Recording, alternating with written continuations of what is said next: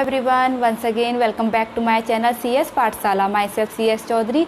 तो हमारी जो सीरीज़ चल रही थी वो चल रही थी 10th क्लास बायोलॉजी का 3rd chapter how do organism reproduce. और जो मेरी प्रीवियस वीडियो थी वो वीडियो थी sexual reproduction in flowering plant. और आज की जो वीडियो है वो है सेक्सुअल रिप्रोडक्शन इन एनिमल, जिसमें मैं ब्रीफली कवर करने वाली हूँ ये 3 point: gamete, fertilisation and puberty. Okay, तो सबसे पहले बात करते हैं गैमिट की। बट उससे पहले अगर आप इस चैनल पर नए हैं तो प्लीज़ सब्सक्राइब माय चैनल। तो चलिए स्टार्ट करते हैं गैमिट। तो प्रीवियस वीडियो में मैंने आपको बताया था कि सेक्सुअल रिप्रोडक्शन होने के लिए 2 इवेंट का होना बहुत ज़रूरी है, जिसमें पहला इवेंट था हमारा formation of gamete, gamete formed होते हैं। और दूसरा हमारा जो इवेंट है वो होता है फर्टिलाइजेशन। गैमिट का फ्यूज़न ही क्या कहलाता है? फर्टिलाइजेशन कहलाता है। ओके, तो हम आज अभी एनिमल्स के रेफरेंस में आज गैमिट के बारे में थोड़ा सा जान लेते हैं। तो जैसे कि मैंने बताया कि सेक्सुअल रिप्रोडक्शन जो है उसमें 2 पेरेंट इन्वॉल्व होते हैं, मेल एंड फीमेल। तो गैमिट भी क्या होंगे? एक मेल होगा, एक फीमेल होगा। क्लियर? तो एक गैमेट हमारा क्या होगा? मेल का, और दूसरा जो गैमेट है वो क्या होगा? फीमेल का। क्लियर? तो थोड़ा सा हम इसके बारे में जान लेते हैं। जैसा कि मैंने प्रीवियस वीडियो में प्लांट्स के रेफरेंस में बताया था, जो मेल रिप्रोडक्टिव ऑर्गन है या गैमेट है, मेल रिप्रोडक्टिव गैमेट को हम बोलते हैं पॉलन, और जो फीमेल गैमेट है उसको हम बोलते हैं एग सेल। ओके, तो इसी तरह से एनिमल्स के रेफरेंस में जो मेल है उसको हम बोलते हैं स्पर्म। ओके, जो फीमेल गैमेट है उसको हम बोलते हैं एग सेल, या एग भी बोलते हैं, खाली egg cell. Okay, egg cell बोलेंगे, और इसका जो अनदर नेम है वो हम ओवम भी बोलेंगे। क्लियर? तो पहली बात तो ये हो गई कि मेल जो गैमेट है उसको हम स्पर्म बोलेंगे इन एनिमल में, और जो फीमेल गैमेट है उसको एग सेल ओवम बोलेंगे एनिमल्स में, और प्लांट्स में भी एग सेल या ओवम ही बोला जाता है इसको। ओके, अब सेकंड चीज़, जो फॉर्मेशन ऑफ ओवम है या एग सेल है वो मंथली में ओनली एक ही ओवम का फॉर्मेशन होता है। क्लियर? और जबकि जो स्पर्म है वो मिलियंस ऑफ नंबर में इसका फॉर्मेशन होता है, केवल एक स्पर्म नहीं होता।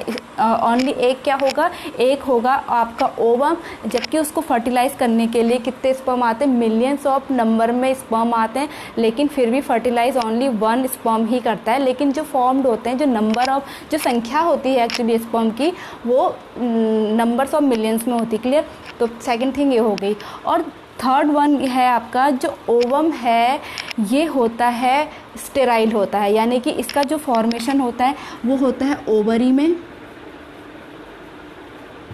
पहली बात तो ओवरी में होगा, एंड सेकंड थिंग ये ओवरी में ही फिक्स्ड रहता है जब तक उसको स्पर्म फर्टिलाइज ना कर दे। इसका मीन्स ये जो होगा वो क्या होता है? स्टेराइल होता है। क्लियर? स्टेराइल का मतलब एक जगह पे फिक्स रहता है, जबकि जो स्पर्म होता है वो होता है मोटाइल। मोटाइल का मतलब क्या होता है? 1 प्लेस से अनदर प्लेस में वो जा सकता है। तो ये 3 चीज़ें आई थिंक क्लियर हो गई होंगी कि एनिमल्स के डिफरेंस में मेल एंड फीमेल गैमेट्स को स्पर्म एंड एग सेल बोला जाता है।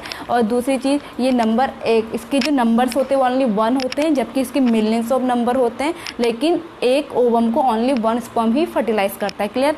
और थर्ड वन, ये स्टेराइल होता है, एक जगह पे फिक्स होता है, जबकि स्पर्म जो है वो मोटाइल होता है, यानी कि 1 प्लेस से अनदर प्लेस में जा सकता है। ओके, आई थिंक इतना क्लियर हो गया। अब हमारा जो सेकेंड टॉपिक है वो है फर्टिलाइजेशन। फर्टिलाइजेशन के बारे में थोड़ा जान लेते हैं। फर्टिलाइजेशन हमारा सेकेंड इवेंट होता है, मीन्स जब गैमिट फॉर्मेशन हो गया तो उसकी जो नेक्स्ट स्टेज है अब सेक्सुअल रिप्रोडक्शन की वो है फर्टिलाइजेशन। फर्टिलाइजेशन मैंने कल भी बताया था, मैं अपनी प्रीवियस वीडियो में बताया था, fusion of male and female gamete is called fertilisation, और जो फर्स्ट स्ट्रक्चर बनता है उसे हम कहते हैं जाइगोट। क्लियर?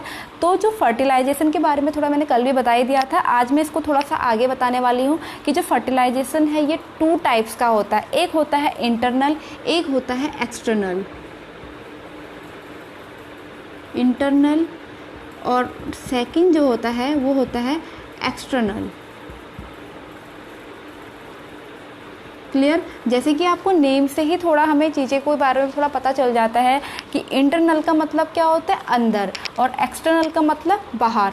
तो इसलिए ऐसा फर्टिलाइजेशन जो फीमेल बॉडी के अंदर होता है उसे हम कहते हैं इंटरनल फर्टिलाइजेशन। मींस जो स्पर्म है वो एंटर करता है फीमेल बॉडी के अंदर और इस एग सेल को फर्टिलाइज कर देता है, और जो बेबी का फॉर्मेशन होता है वो फीमेल की वॉम में होता है, उसे हम कहते हैं इंटरनल फर्टिलाइजेशन। क्लियर।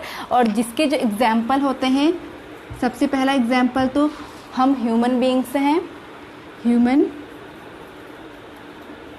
और ह्यूमन किसकी कैटेगरी में, जितने भी मैमल्स होते हैं एक्चुअली हमारे, जैसे हम काउ डॉग भी ले सकते हैं, लेकिन अगर उसको कोई बड़ा नाम दे दे तो हम डायरेक्ट उसे मैमल्स भी कह सकते हैं। मैमल्स के अंदर सब आ गए। ओके, तो मैमल्स के अंदर जो होता है फर्टिलाइजेशन का टाइप होता है वो होता है इंटरनल फर्टिलाइजेशन। ओके, और सेकंड वर्ड है एक्सटर्नल फर्टिलाइजेशन। एक्सटर्नल फर्टिलाइजेशन का मतलब क्या हो गया, बाहर। मींस ऐसा फर्टिलाइजेशन जो outside the body, female body होता है, उसे हम कहते हैं एक्सटर्नल फर्टिलाइजेशन। ओके, इसके एग्जाम्पल हो जाते हैं एम्फीबियंस। आई थिंक एम्फीबियंस के बारे में आपको मालूम होगा। एम्फीबियंस क्या होते हैं, एम्फीबियंस ऐसे एनिमल होते हैं जो लैंड एंड वाटर दोनों में सर्वाइव कर सकते, रह सकते हैं, जैसे फ्रॉग है, टोड है, या इसका सेकंड एग्जाम्पल हो गया फिश, जैसे हमारी मछलियाँ हो गई। अब देखिए इसमें होता क्या है, एक्चुअली जो मेल एंड फीमेल जो होते हैं फिश और एम्फीबियंस, जैसे फ्रॉग का ही हम एग्जांपल ले लें, मेल और फीमेल अपने जो गैमेट्स हैं वो रिलीज़ कर देते हैं वाटर में। ओके, और कभी कोई ऐसी स्थिति आ जाती है, पोजीशन आ जाती है कि वो मेल और फीमेल गैमेट आपस में क्या हो जाते हैं, टकरा जाते हैं, फ्यूज़ हो जाते हैं और न्यू बेबी का फॉर्मेशन होता है। ओके, तो इस टाइप के हम फर्टिलाइजेशन को क्या बोलेंगे, एक्सटर्नल फर्टिलाइजेशन, जिसके एग्जाम्पल आपको यहाँ पर दे दिए हैं। और हमारा जो आज की वीडियो का जो लास्ट टॉपिक कवर करेंगे वो करेंगे प्यूबर्टी। प्यूबर्टी एक ऐसी एज होती है गर्ल्स एंड बॉयज़ में जहाँ पर सेक्स हार्मोन का फॉर्मेशन होना स्टार्ट हो जाता है और उनमें सेकेंडरी ग्रोथ डेवलप होने लग जाती है। अभी सेकेंडरी ग्रोथ क्या होती है, मेल में जैसे उनकी वॉइस मोटी हो जाती है, माउस्टेज बियर्ड आने स्टार्ट हो जाते हैं, लाइक दैट। एंड जो गर्ल्स होती हैं उनमें उनकी वॉइस मेलोडियस होना स्टार्ट हो जाती है और मेंस्ट्रुअल साइकिल स्टार्ट हो जाते हैं, या फिर हम कहें तो ब्रेस्ट डेवलप होना स्टार्ट हो जाता है। तो इस एज को हम क्या कहते हैं, प्यूबर्टी कहते हैं। और इसको सीधी सीधी भाषा में हम ये भी कह सकते हैं कि यहाँ पर गर्ल्स एंड बॉयज़ रिप्रोड्यूस करने के लायक हो जाते हैं, तो इस एज को हम कहते हैं प्यूबर्टी। ओके, अब प्यूबर्टी बॉयज़ में कितनी होती है एंड गर्ल्स में कितनी होती है। जो गर्ल्स में प्यूबर्टी एज होती है वो अप्रॉक्सीमेटली ये गर्ल्स टू गर्ल्स वेरी कर सकता है, तो 11 to 14 ईयर की होती है। और जो बॉयज़ होते हैं, बॉयज़ में जो प्यूबर्टी एज होती है वो 12 to 15 ईयर होती है। बट ये गर्ल्स एंड बॉयज़ में वेरी कर सकता है, किसी को कब होते हैं, किसी के कब स्टार्ट होती है। तो इस एज को हम क्या कहते हैं, प्यूबर्टी कहते हैं। अब यहाँ पर एक टर्म यूज़ हुआ था जब मैंने स्टार्टिंग में बताया था प्यूबर्टी के बारे में कि सेक्स हार्मोन प्रोड्यूस होना शुरू हो जाते हैं। बट ये सेक्स हार्मोन क्या होते हैं, ये क्वेश्चन भी एग्जाम में आता है। जो गर्ल्स का जो सेक्स हार्मोन जो सिक्रेट होना स्टार्ट हो जाता है, प्रोड्यूस होना स्टार्ट हो जाता है, उसको हम कहते हैं एस्ट्रोजन, जो सेकेंडरी डेवलपमेंट के लिए रिस्पॉन्सिबल होता है इन गर्ल्स में। उसी तरह से बॉयज़ हैं, बॉयज़ में होता है टेस्टोस्टेरोन,